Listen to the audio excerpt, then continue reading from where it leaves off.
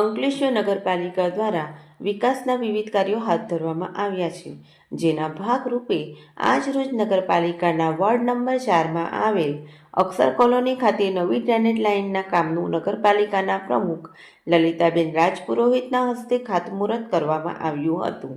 ₹18 લાખના ખર્ચે નિર્માણ પામનાર ડ્રેનેજ લાઇનના ખાતમુહૂર્ત પ્રસંગે નગરપાલિકાના ઉપપ્રમુખ ભાવેશ કાયસ્થ, શહેર ભાજપ પ્રમુખ નરેન્દ્ર પટેલ, જિલ્લા પંચાયતના કોષાધ્યક્ષ જગદીશ શાહ સહિતના આગેવાનો અને સ્થાનિકો ઉપસ્થિત રહ્યા હતા.